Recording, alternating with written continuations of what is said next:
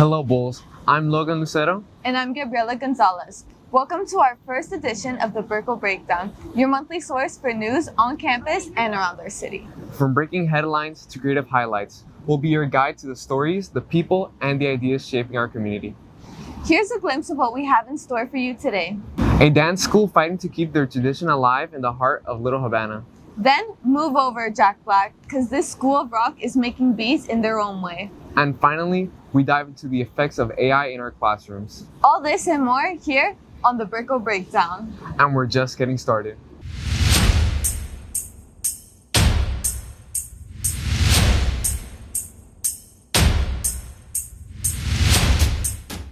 It's been a hot week here in Brickell. And this time, change has made that heat feel even longer. Let's head over to our weather forecast for the next 4 days. Jim Barrera gives us the update. Thank you, Gabby and Logan. I'm Jim Barrera, and let's see what Mother Nature has in store for us this weekend. For today, Friday, there's highs of 80, lows of 71. There's a likely chance of rain at 6 p.m. For tomorrow, Saturday, expect highs of 80, lows of 71. High chance of rain, so expect evening showers. For Sunday, though, there's highs of 79, there's lows of 72. High chance of rain at 4:30 p.m., so keep your plans for the morning. For Monday, when we're back in here, there's highs of 82 and there's lows of 71. Expect morning showers on your route to school. That's all for your weather. I'm Jim Barrera, back to Gabby and Logan. Thank you, Jean. I'll be sure to stay dry this weekend. But it's time we point in a different direction.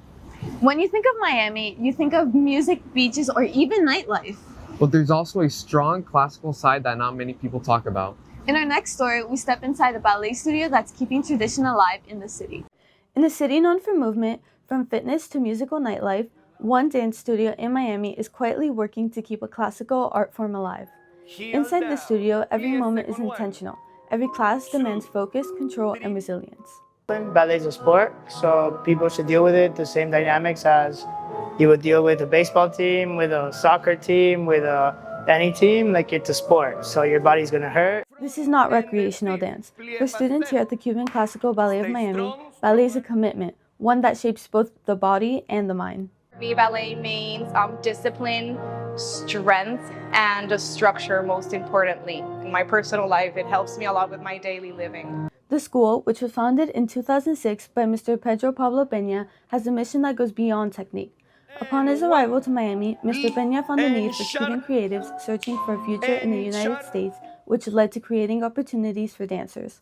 He tried to be like the first place where they could be and perform and start finding jobs here in the United States. So the company also helped them to look for auditions and places where they could go and move forward with their career. Over the years, the studio has become a cultural anchor, offering live performances and access to an art form not often seen in South Florida. Art, as you're flourishing in this city, so we want people to go and live a live performance. You don't get many of those here, especially in classical ballet. But as the demand for arts in the community grows, support from the government has moved in the opposite direction. The support from the government has been cut in so many places for the arts. It started with the state of Florida. We used to receive funds from the state of Florida. It's been 2 years since we don't get them. Despite the financial uncertainty, the school continues to open its doors, driven by a belief that art is not optional but essential. And well, we hope that they realize that arts are needed in our community and in our society, and we hope that the government understands and sees this and don't close and don't cut any more funds from the culture. For this company, every rehearsal is an act of preservation, keeping tradition alive, strengthening the community, and proving that even without funding, the arts continue to move Miami forward. For Bullseye Media, I'm Gabriela Gonzalez reporting. Gabby, I had no idea we had a ballet school in Little Havana. Many people don't, Logan. That's the beauty in being able to tell this story. But this next story follows a different beat. Because learning an instrument can be extremely intimidating at first. But for some students, it's actually helping them find their voice, both on and off the stage. Caitlin Diaz takes us to Coconut Grove with the story.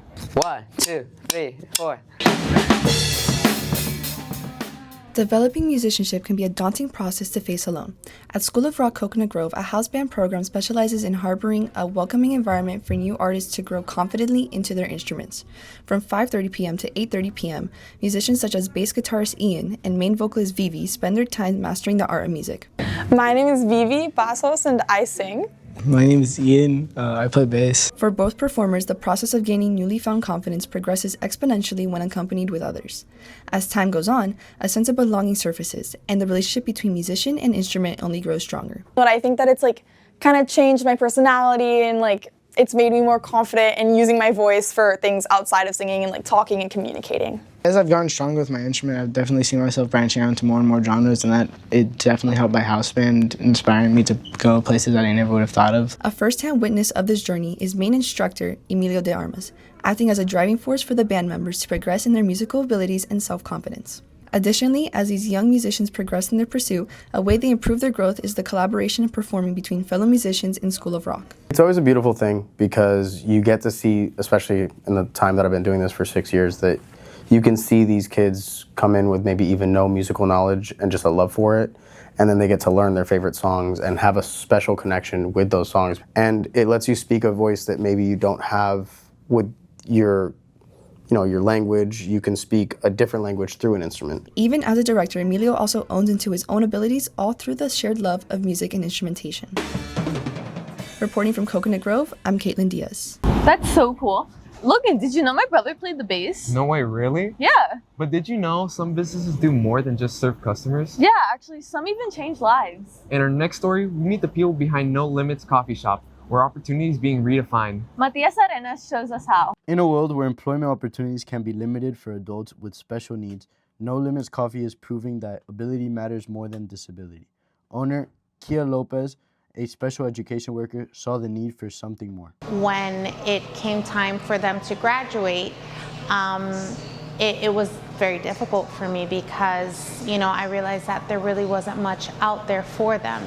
The shop hires only adults with special needs, providing them with hands-on job training, independence, and a place where they are valued members of a supportive community. I'll show the world how amazing the special needs community is, because I just feel like if there were more companies like ours or businesses like ours that showcase their talents, there would be more, employers willing to give this, adults with special needs a chance in this world.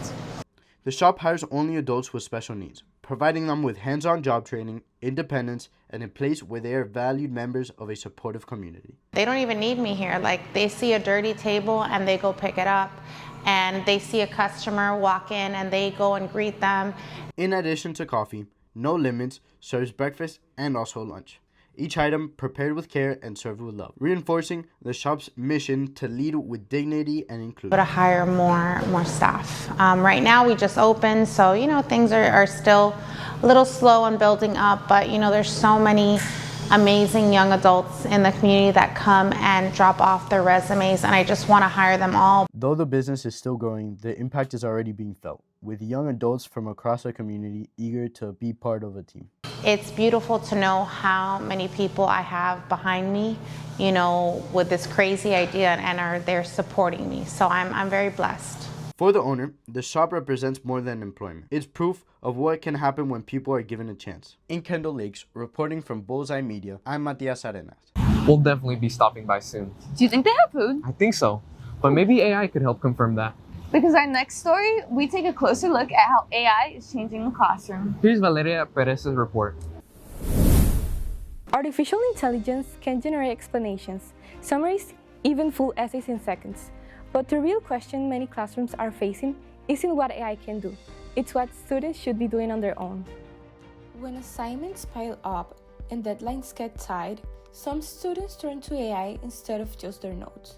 What once took hours can now happen in seconds, changing how they complete their work and how they approach learning. For me personally, I would say it's kind of 50-50. Obviously, it does help me understand a lot of the material, whether it's homework or studying for quizzes, but also it obviously does fasten the process.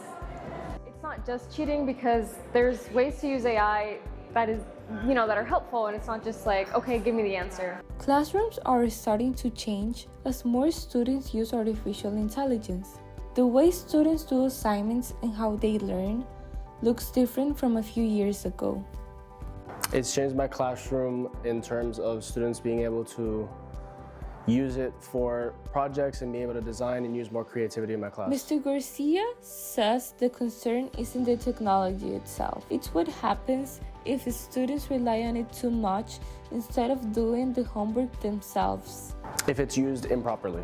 AI can be a tool that can help a lot of students learn in different ways, but if it's used as an assistant, then it could be something that can ruin students' abilities to be able to learn on their own and apply what they've learned on their own. As debate continues over artificial intelligence in education, some teachers are moving beyond hesitation and into innovation.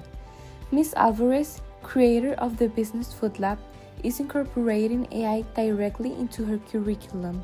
By weaving the technology into classroom instructions and student projects, she's redefining how learning looks in a modern academic space. For her, AI is not just about replacing instructions, but expanding how students research, create, and think in real time. What concerns me the most about AI in academic settings is that it is not used enough. Usually, the concept is teachers shouldn't be using AI or banning AI in order to prevent cheating.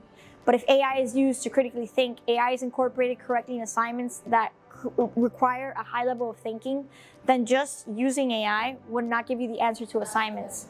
My biggest concern is the mindset around AI not being enough to have assignments that actually require it in a way where students will be challenged.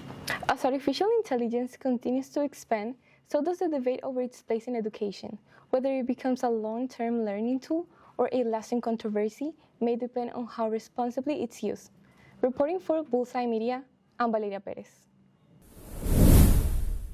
Logan, do you use AI? I'm not answering that. That answers my question. That's all for today's edition of the Brickell Breakdown. Thank you for watching. Make sure to stay connected. And follow us for more updates. From us here in Brickell.